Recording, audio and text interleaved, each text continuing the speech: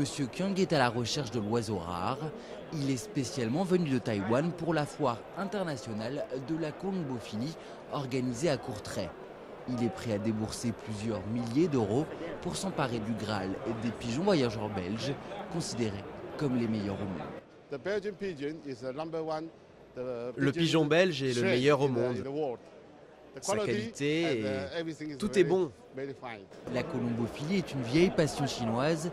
À Pékin notamment, les propriétaires lâchaient leurs pigeons pour de courtes sorties, les entraînant à revenir sur ordre du colombier.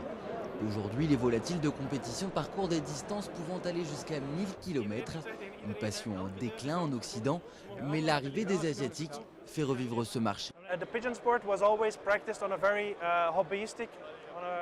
La colombophilie a toujours été pratiquée par des amateurs en Chine. Mais ces 10-15 dernières années, les compétitions se sont multipliées avec de grosses sommes d'argent en jeu. Donc plus il y a d'argent, plus il y a de personnes qui participent à ces compétitions. Fin janvier, un richissime industriel chinois s'est offert Special Blue, la Rolls des pigeons belges, pour pas moins de 250 000 euros, record mondial battu.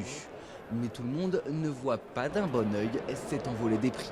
Il y a une somme à respecter, hein. Mais pour moi c'est trop cher. Quand on voit des 200 000, 250 000 euros, c'est pas normal. C'est aberrant ça. C'est en train de tuer un peu le sport colombophile parce que non, faut pas en arriver là. Cependant, l'avenir semble être à la professionnalisation.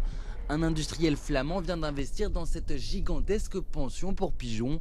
Une quinzaine de caméras surveillent les 600 volatiles de luxe, avec des spécimens pouvant atteindre jusqu'à 100 000 euros. Marc de Kock vise lui aussi la clientèle chinoise. Ils viennent ici pour dire « j'ai acheté un pigeon de luxe », même s'ils ne sont pas éleveurs ou qu'ils ne pourront pas participer à des concours.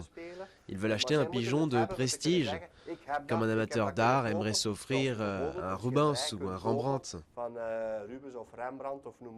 Même s'il reste très discret sur les profits tirés de son hobby, Marc de Kock devrait continuer à s'enrichir.